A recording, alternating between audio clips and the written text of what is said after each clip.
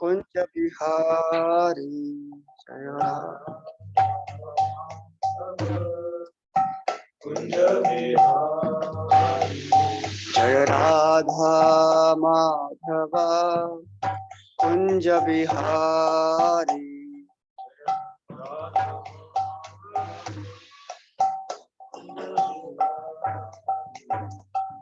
गोपी जन वल्लभ गिरिवरधारी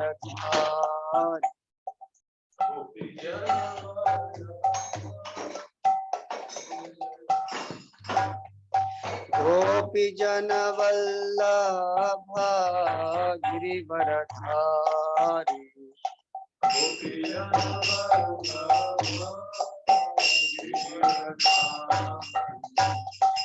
यशोधानंदन व्रज जन रंजना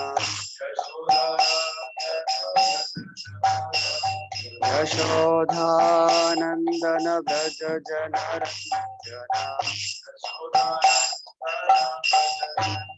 यमुना तीरा वनचारी यमुना तीरा वनचारी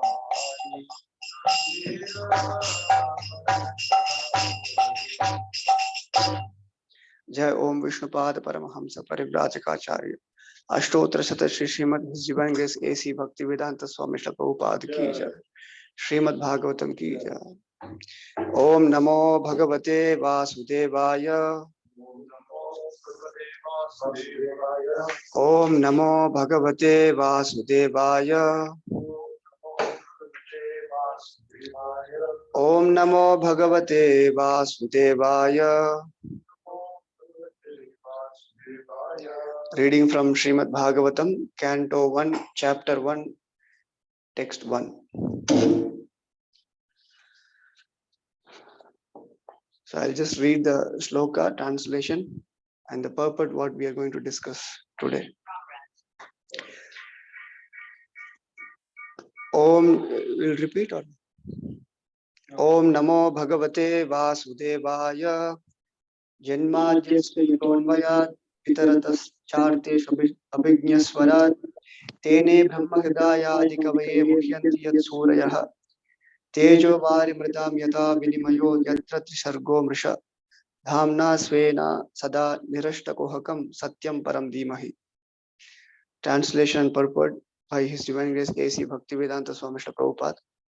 Translation. O my Lord Shri Krishna, son of Vasudeva, O all-pervading personality of Godhead, I offer my respectful obeisances unto you.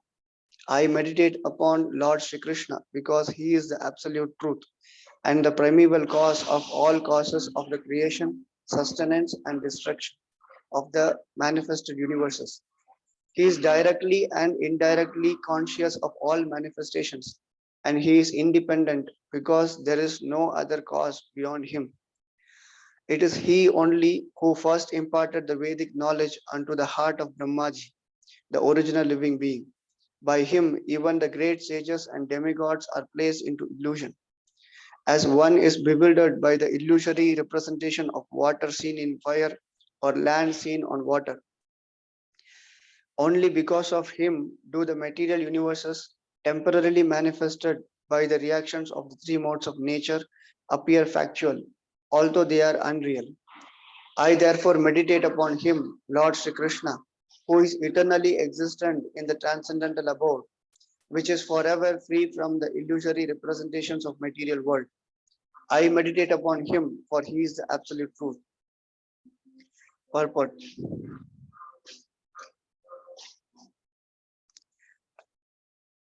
In the Shruti mantra, it is also stated that the absolute whole or Brahman is the ultimate source of everything.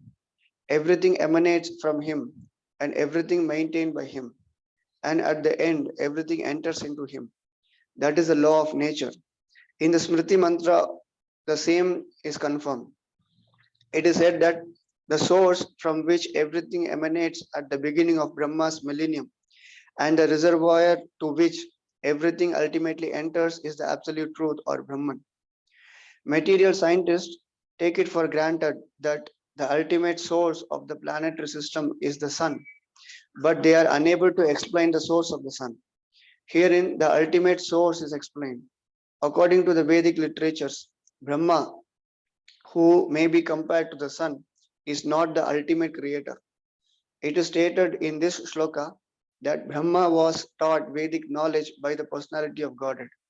One may argue that Brahma, being the original living being, could not be inspired because there was no other living being at that time. Herein, it is stated that the Supreme Lord inspired the secondary creator Brahma in order that Brahma could carry out his creative functions. So, the supreme intelligence behind all creations is the absolute Godhead Sri Krishna. In Bhagavad Gita, Lord Sri Krishna states that it is He only who superintends the creative energy, Prakriti, which constitutes the totality of matter.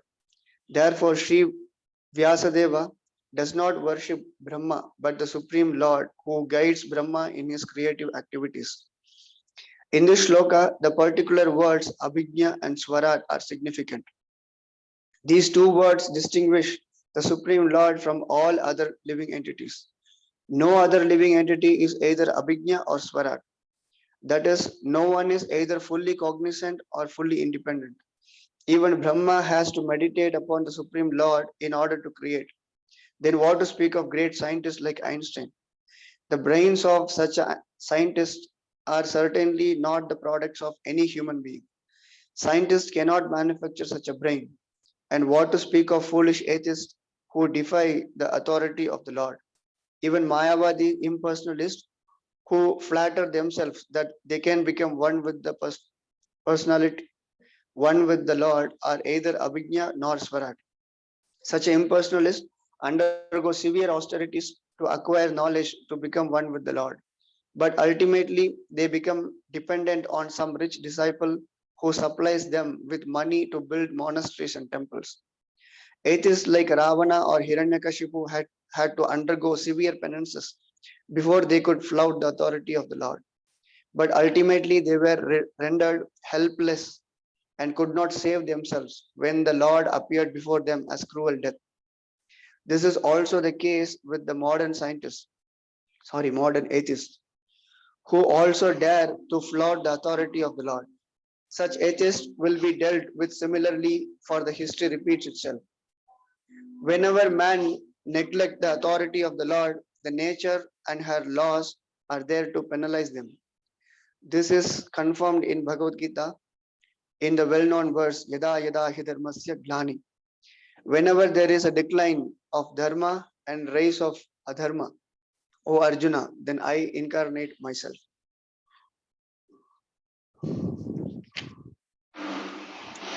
ओम अज्ञानतिमिरान्धस्य ज्ञानाञ्जनशलाकया चक्षुरुन्मिलितं येन तस्मै श्रीगुरवे नमः। नमो विष्णुपादाय कृष्णप्रेष्ठाय भूतले श्रीमते भक्तिवेदांत स्वामिनिति नामिने। नमस्ते सारस्वते देवे गौरवाणी प्रचारिणे निर्विशेष शून्यवादी पाश्चात्य देशतारिणे। जय श्री कृष्ण चैतन्य प्रभु नित्यानंद श्री अद्वैत गदाधर श्रीवासादि गौर भक्तवृंद। हरे कृष्णा कृष्ण कृष्णा हरे हरे, हरे राम राम राम हरे हरे। ओम नमो भगवते वासुदेवाय। जन्माद्यस्य यतोऽन्वयात् इतरतश्चार्थेषु अभिज्ञस्वराट् तेने ब्रह्महृदायादिकवये मुह्यन्ति यत्सूरयः। तेजो वारिमृतां यथा विनिमयो यत्र त्रिसर्गो मृषा धाम्ना स्वेन सदा निरष्टकुहकं सत्यं परं धीमहि। Translation again. O my Lord Sri Krishna, son of Vasudeva, O all-pervading personality of Godhead, I offer my respectful obeisances unto you. I meditate upon Lord Sri Krishna because he is the absolute truth and the primeval cause of all causes of the creation, sustenance and destruction of the manifested universes. He is directly and indirectly conscious of all manifestations, and he is independent because there is no other cause beyond him. It is he only who first imparted the Vedic knowledge unto the heart of Brahmaji, the original living being. By him, even the great sages and demigods are placed into illusion. As one is bewildered by the illusory representation of water seen in fire or land seen on water, Only because of him do the material universes temporarily manifested by the reactions of the three modes of nature appear factual, although they are unreal. I therefore meditate upon him, Lord Sri Krishna, who is eternally existent in the transcendental abode, which is forever free from the illusory representations of the material world. I meditate upon him, for he is the absolute truth. Hare Krishna. So today we'll see a particular portion from this purport. So this is the first shloka of Srimad-Bhagavatam. So this we are seeing many days. Maybe I think 5 parts have done. So, but still we have to mention one point, that Srimad-Bhagavatam is the natural commentary of Vedanta Sutra. Now, in these classes, many would have mentioned this, but this is very important, that this is a natural commentary of Vedanta Sutra, because this is starting with Janmadhyasya Yataha. This is also the opening verse of Vedanta Sutra. And here in this verse, it is said that all the source of emanations, it is all coming from Krishna. The Krishna is the source of all emanations, and also he is not a dead matter. No? He is abhijna. He is fully conscious.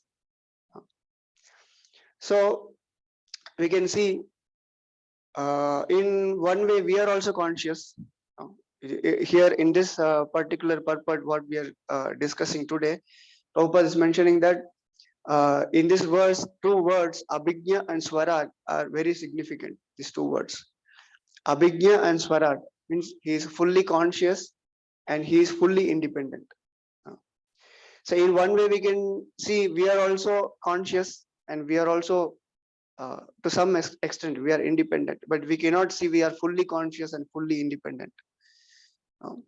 So we can see there are 3 stages. One can be unconscious, and then conscious, and Krishna conscious. There are 3 stages are there. So many times we are unconscious. We tend to forget things, and so we are unconscious most of the times, and we are not fully independent. We have some independence. We have very small amount of free will is there. So that free will, it is to choose. Like for example, whether I want to serve Krishna or I want to serve Maya. Now that choice we can make, but we cannot say that we are fully independent. We are always dependent on Krishna. So in the same verse, a few days back, our Rama Prameya Prabhu, he was mentioning one point, that we can do so much austerity, we can chant, and we can do our sadhana so vigorously, we can practice very seriously, but whatever it is, if we have to go back to Krishna, then Krishna should sanction that. Krishna should he should desire that, okay, let him come back to me. So till Krishna desires, so whatever we try, then it may not happen. So he is fully independent.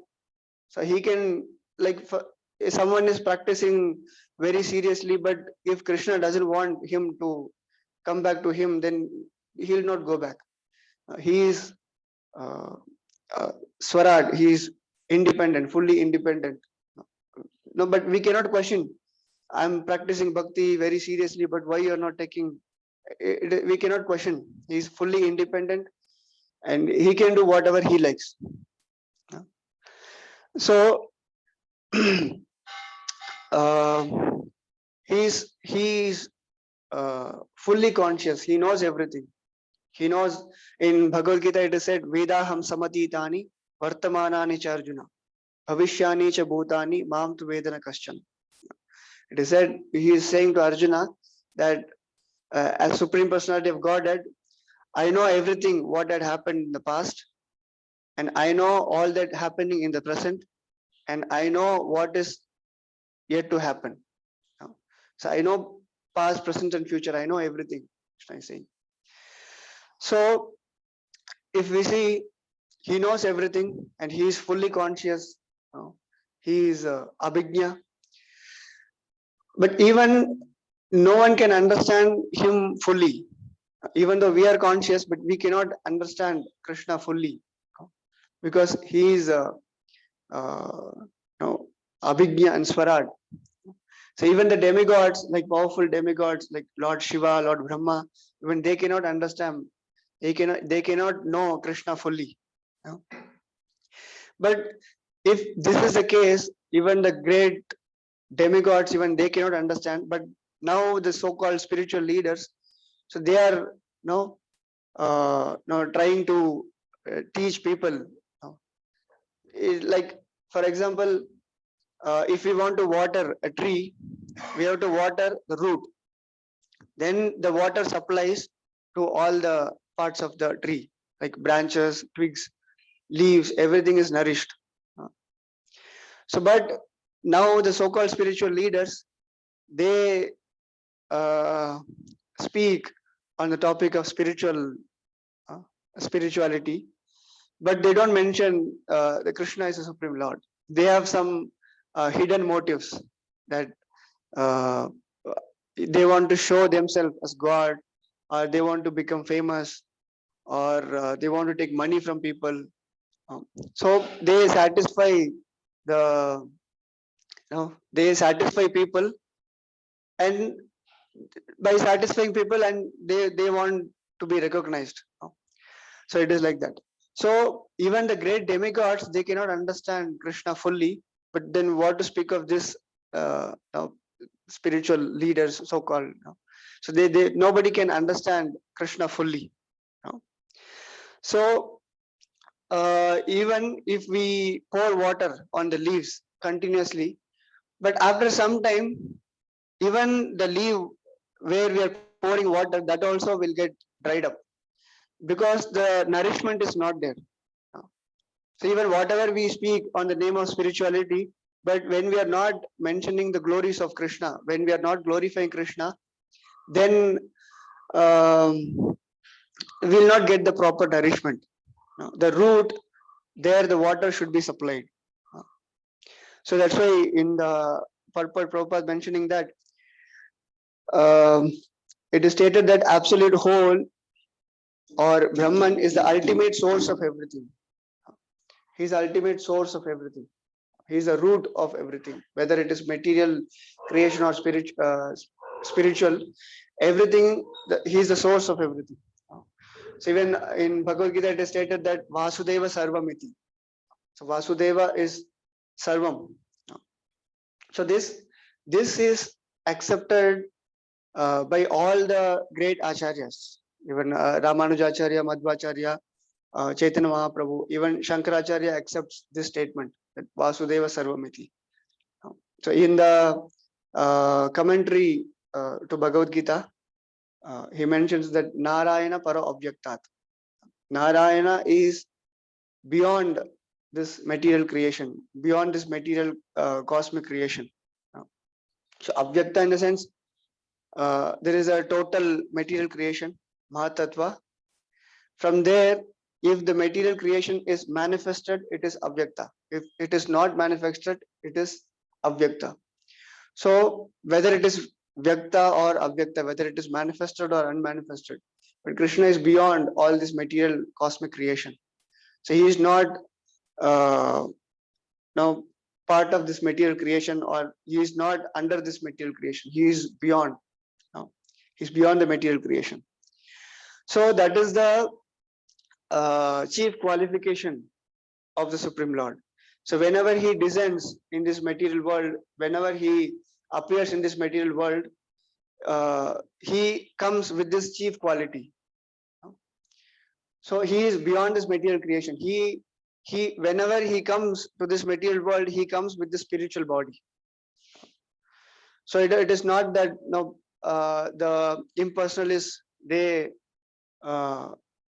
their philosophy is when Krishna comes here, he takes a material body. So it is not like that. No. So even Shankaracharya himself said that Narayana Paro Avyaktat. He is beyond the material creation.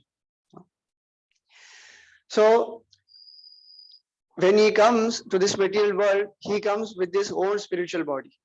See, if he takes a material body, he is bind by this material nature. It cannot happen. So in Bhagavad Gita, it is said, Daivi Esha Gunamayi Mama Maya Durakti. So he is saying that Mama Maya means it is my energy, my illusion. So my energy, in a sense, this is the energy should serve the energetic. So Krishna is the Shaktiman, and the energy, the material creation, the external energy or internal energy, whatever, it's a Shakti of Shaktiman. So the Shakti should serve the Shaktiman. Like for example, I have some 1,000 rupees. With that 1,000 rupees, I can buy whatever I want. So that energy should serve me. So when Krishna appears in this material world, if he takes a material body, then they are saying that he is also like a normal human being with extraordinary power. So this cannot be true, because he is fully independent. He is Swarat. So, but then when he takes material body, then he is bound by the material nature. Then this cannot happen. So,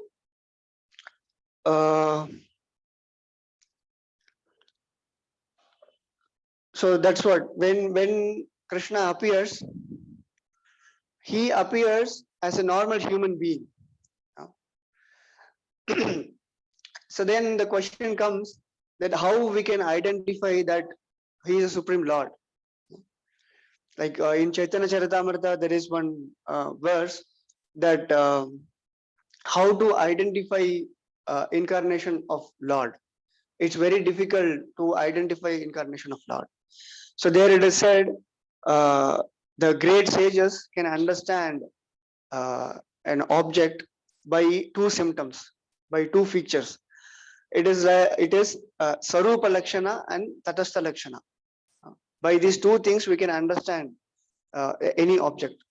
So if we want to understand who is Supreme Personality of Godhead, so we have to understand with these two characteristics. Swarupa Lakshana means it is personal characteristics, and Tatastha Lakshana means marginal characteristics. So the personal characteristics means the bodily feature, the nature, and the form. So with these three things, we can understand an object.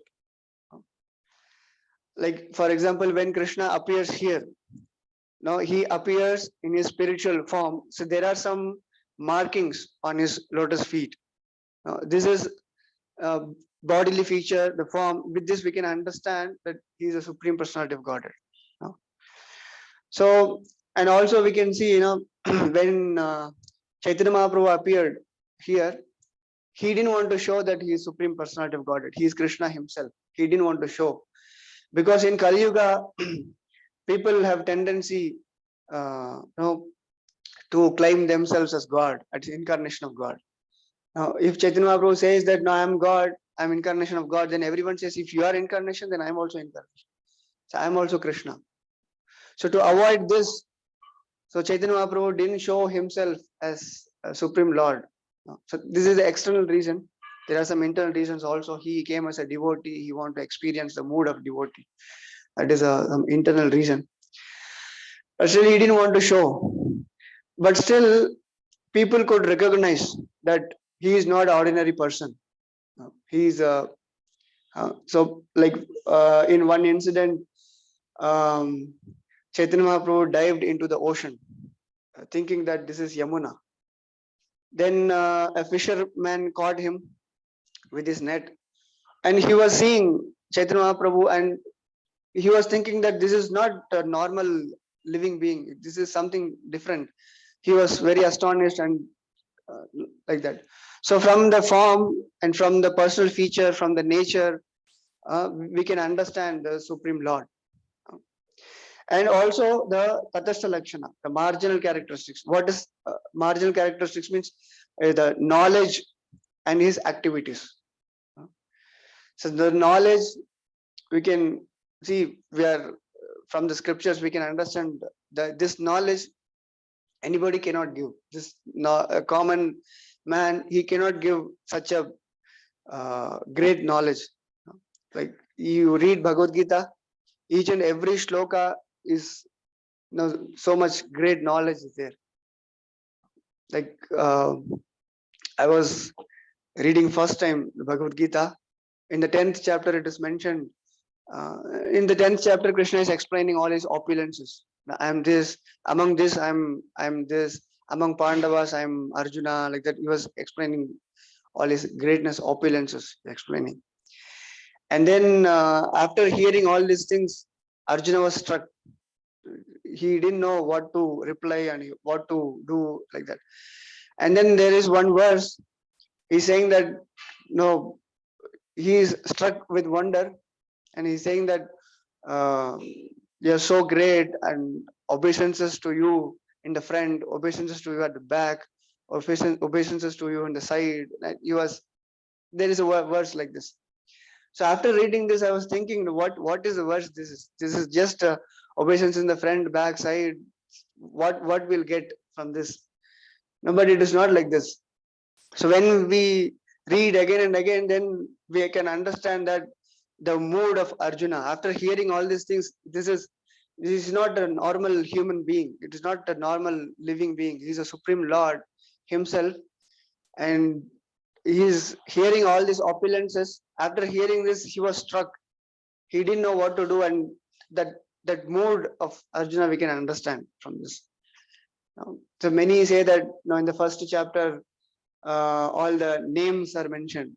Who is in this party? Who is in the other party?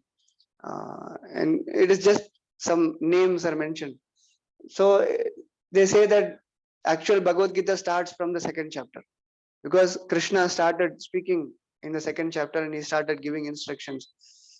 Actual conversation begins from the second chapter. So it is not like this. So whatever is connected to Krishna, everything is as good as Krishna.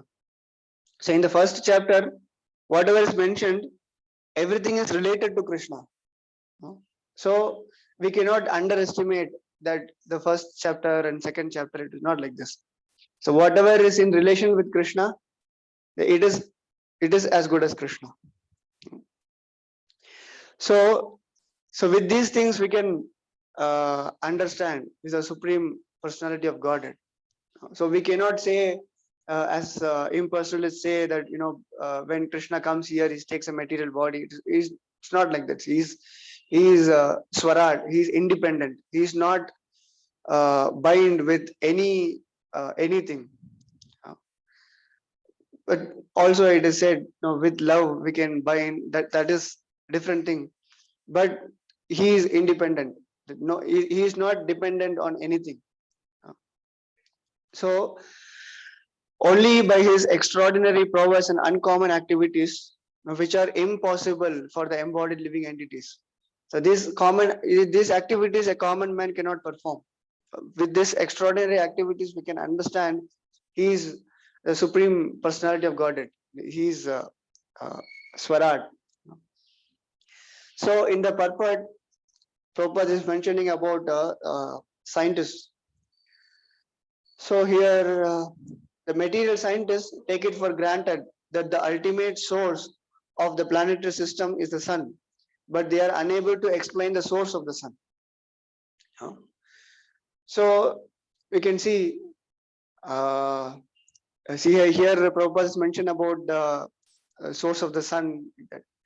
But if we see our material body, they say that the heart is the source of all energy, they say, as per science. The heart, it pumps the air to the whole body, and it pumps the blood and it circulates the blood to all the body. Everything is there, but the body gets all energy from the heart. But the heart, from where the energy coming to the heart, what is the source of energy of this heart. That it is blank. They'll not be able to explain. So with the same context, we can understand that the modern science, it has no clear idea that what is the ultimate source of everything. So then Prabhupada continues that here the ultimate source is explained. Here Krishna is the ultimate source. Yeah. So from Bhagavad Gita we can understand even a new devotee just newly started practicing bhakti, just started reading Bhagavad Gita, he can understand what is the basic philosophy of Bhagavad Gita. We are not this body, we are soul. So Prabhupada explains in a very simple term that a difference between a living body and a dead body. So all the chemicals are there in a living body and dead body. All the chemicals are same, but why it is not functioning? Because there is no soul. So when there is no soul, this body is just like a lump. There is nothing in this. It is just a lump of matter and it is just useless. So now when the soul leaves the body, everything is deactivates. The brain stops functioning and the heart stops functioning. So why the heart stops functioning? Because there is no source. There is no source of energy. There is no supply. So the soul, the modern scientists, they are not ready to accept this soul concept. So if they accept the soul, then they have to accept everything, whatever is said in the Shastra. So then they don't want to accept the Shastra, then they want to give their own theory that the heart, then after that, where the source is coming to the heart, then there is no answer for that. So here, according to Vedic literatures, Brahma, who may be compared to the sun, is not the ultimate creator. So here, from this verse, we can understand the Brahma is a secondary creator. Brahma is he is inspired by the Supreme Lord Krishna to do this creative function. So we cannot say Brahma is the supreme creator. So he is doing this particular creation job in this particular universe. So there are millions and millions of Brahmandas, millions of universes. In all universes, there is a Brahma, and that Brahma is the creative head of that particular universe. So, but every Brahma in every universe, he is getting that source from Krishna. He is the ultimate source of everything. So we have to understand the things, what is happening in this cosmic manifestation from the Shastra. So it is explained that it is said in this shloka that Brahma was taught Vedic knowledge by the personality of Godhead. So one may argue that Brahma, being the original living being, could not inspire because there was no other living being at that time. So it is said when pralaya happens, when this material world is annihilated, so everything is annihilated, but Krishna will be there. No? It is said in the Chatushloki Bhagavatam that aham eva sameva gre nanyad yad asat yad asat param. So when everything is annihilated, I am there, and when everything is existed, I am there, and when everything is not manifested, still I am there. No, so that's what we discussed, that he knows past, present, and future. He knows everything, and he is there at all time.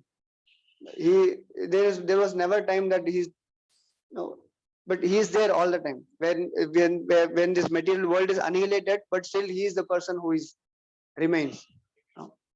So when here it is said that when Brahma was confused, he was born on the lotus, and then he was confused. Everywhere it is dark. He's down. It is so much water is there, and it is dark. He didn't know what to do. What is his function? And he was very confused. He didn't know who he is, why he is put into the situation. He was disturbed. At that time, he hears the word tapa. So then he did tapas, and then he got this knowledge through the heart. Then Krishna imparted this knowledge through the heart. So then he got inspired to do this function, creative function. Then everything got activated. So we can understand the source of everything, the ultimate source of everything. So we have to understand the Vedic knowledge. So as per Shastra, we should understand. It is not by the scientific theory, this has happened. This is not the thing. So here Prabhupada mentioning clearly that they are not able to find out the source of the sun. So in same way, the source here in the Bhagavatam, it is mentioned the Brahma is not the source. He is a secondary creator and the source is Krishna. So in same way here, Brahma is compared to the sun, Prabhupada is saying. So indirectly, Prabhupada is saying that the source of sun is also Krishna. So that is, so from the Shastras, from Vedic scriptures, we can understand. So when we act according to the Vedic scriptures, then we can avoid so much confusions. So then everything is clear, So then we can avoid so many. We don't have to act as a sinful. We can avoid so much sinful activities. See, for example, there are some man-made laws, government laws. Is there a traffic signal? Is there? When you break the signal, when you violate the laws, then immediately you are fined. But when you follow the rules and regulations, when you follow the laws, then we can avoid the fine. So in same way, in the Vedic scriptures, there are so many things mentioned. Then when we follow that instructions properly, then we can avoid the penalty, which is the tendency to commit the sinful activities. So, but if we see the man-made laws, it is all subjective to defects. So it is not the what to say. It is not. We cannot say that it is not defective. It is because the man-made laws, it has 4 defects. So the thing is, we are committing mistakes. We are illusioned, and we have cheating propensity, and our senses are not perfect. So with these things, whatever laws we impose on others, it has always defects. But the Vedic scriptures, the Shastra is not like that. So now the scientists, they are putting forward so many theories. Then after sometimes they say that no, this is not true. Then after that there is a evolution. Then this theory is wrong. The other theory, this is right. Then after some time, then another scientist will come. Then this is not correct. This is right. But in the Shastras, it is not like this. The source is given that Krishna is the ultimate source of everything. That eternally he is the source of everything. There is no change in this. It is apaurushaya. It is not a man-made law. It is not a defective law. It is absolute. Absolute in the sense there is no change in this. There is absolute truth and relative truth. Relative truth is it is true today and tomorrow it may change. But see, if someone says that sun rises at east, it is absolute truth. No one can change this. Tomorrow it will not change. After some time it will not change. This is absolute truth. But if we see in some other way, sun is not rising. Now we are thinking that in our view, it is looking like sun is rising and setting like this. But if we try to understand analytically, we can understand with this. This is absolute truth and relative truth. So absolute truth, it will never change. So the scientists, whatever they are putting forward, that is all relative. It is subjective to the change. It is not eternal. So that the Vedic knowledge, it is not like this. It is directly received from the Supreme Lord himself. It is received by Brahma, and then he is imparting this knowledge through disciplic succession. Brahma gave this knowledge to Narada. Then Narada gave this knowledge to Vyasa. Vyasa gave this knowledge to Madhva. And then the disciplic succession continues. And then this is pure knowledge. There is no adulteration. So then we get this knowledge through parampara. Then it is perfect knowledge. So then that's what here the point Prabhupada is making, that the ultimate source is Krishna. He is the ultimate source of everything. So in Bhagavad Gita, Krishna says that Aham sarvasya prabhavo matta sarvam pravartate iti matva bhajante mam buddha bhava samanvitaha. Aham sarvasya prabhavo matta sarvam pravartate. So everything emanates from me. I am the source of everything, Krishna is saying. And we can see the source of everything in a sense. One devotee comes here regularly, and he has one friend, a Sri Vaishnava friend, and he doesn't like ISKCON. Why? Because he says one of the thing is, we say that Vishnu is no, Vishnu comes from Krishna. What do you say? Vishnu is incarnation of Krishna. Is it correct? Vishnu is incarnation of Krishna. Expansion of Krishna, whatever. So this point he doesn't agree, because how it is like this? This is ISKCON's philosophy. It is not ISKCON's philosophy. It is mentioned in the Bhagavatam. It is mentioned in Shastras. Now Krishna expands in the second volume, second canto of Bhagavatam. It is very clearly mentioned that how these expansions are coming. From Krishna, the first expansion is Balaram, and then from Balaram the Chaturvyuha comes, and Vasudeva, Sankarshana, Aniruddha, and Pradyumna, and then again from Sankarshana again the second Chaturvyuha, and then Narayana, and then Mahavishnu comes. Now, this is all explained in Srimad-Bhagavatam. So Krishna is the ultimate source of everything, and also in Bhagavatam it is mentioned that Ete chamsa kalapumsa Krishnastu Bhagavan Swayam. So all other incarnations before it was listed, that is all plenary portion or expansions or expansions of expansions. It's mentioned. But Krishna is the Bhagavan Swayam. He is the supreme personality of God himself. It is mentioned. So in Bhagavatam it is mentioned. It is not the theory put by organization or something like that. It's not like this. So we have to accept things from Shastra. So in this verse it is very clearly mentioned that Om Namo Bhagavate Vasudevaya. He is the source of everything, and he is the absolute truth. So I offer obeisances to that supreme absolute truth. Vyasadeva is saying that. So then we saw that expansions, and Mahavishnu comes, and then Mahavishnu is the original incarnation in this material world. From Mahavishnu, the material creation starts.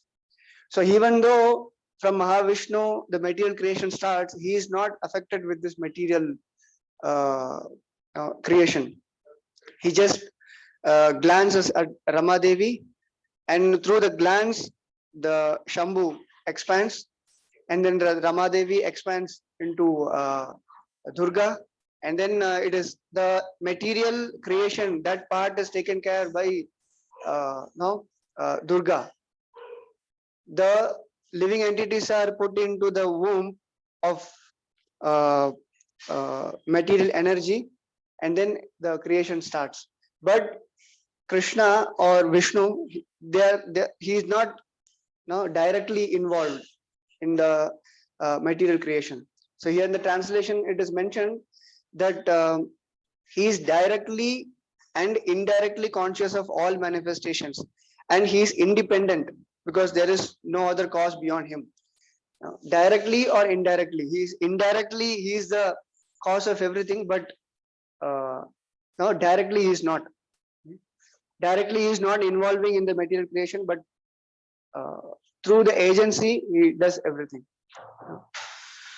So then Mahavishnu, then he expands into Garbhodakashayi Vishnu, and he expands into each and every universe.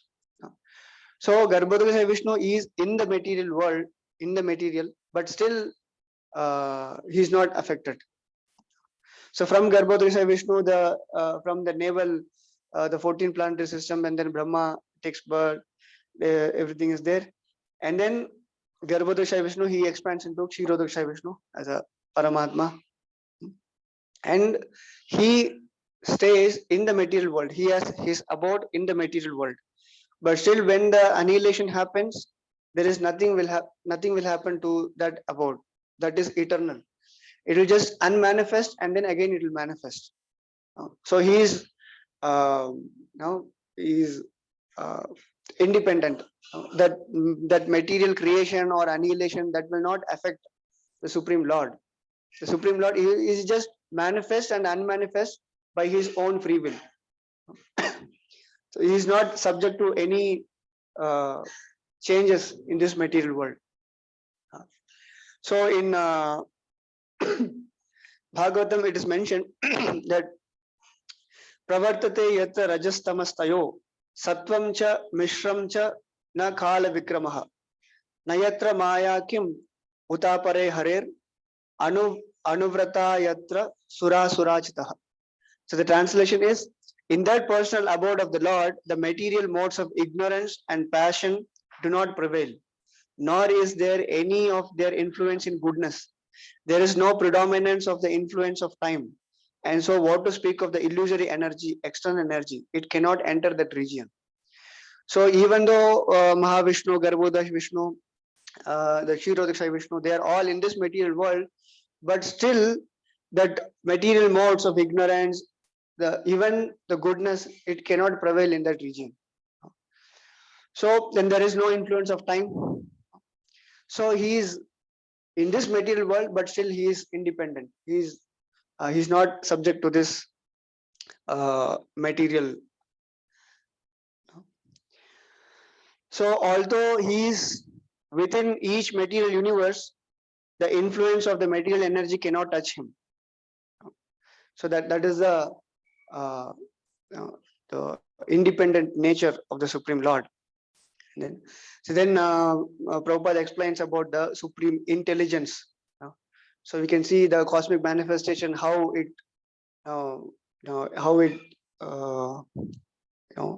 it is functioning.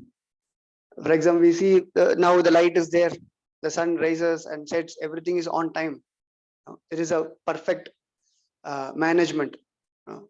To do a perfect management, there should be a perfect manager. That the source of everything, that manager is the Supreme Lord. And even in the purport, Prabhupada mentions one point that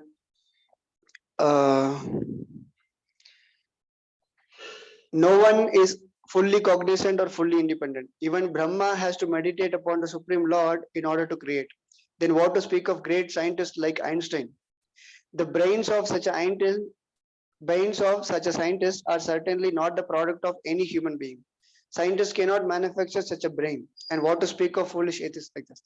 So whatever creation here, even though they are atheists or scientists, but everything is the creation of the Supreme Lord. Even the brain, with the brain, the scientists, they may say that no, this is not the truth. They may put forward some other theory, but whatever it is, with the brain they are thinking that brain is also a creation of Supreme Lord. The scientists, they can create so many things, but they cannot create such a brain, the powerful brain in which they are thinking all these things. So it is like this. So in Bhagavatam we can understand, in the first verse only, Prabhupada gives so much about how the Supreme Lord, he is independent, he is Swaraj, He's independent. He is not subject to anything. So this is the first verse. Now, as we discussed also, there are lots and lot to discuss in this first verse. As we said, Bhakti Siddhanta Maharaj gave lecture 1 month continuously in this lecture. There is a lot to discuss. So whatever I know, I said, even still more can be said in this part of this purport. So any questions, comments, then please. Hare Krishna. So Srimad-Bhagavatam ki jai, Srila Prabhupada ki jai.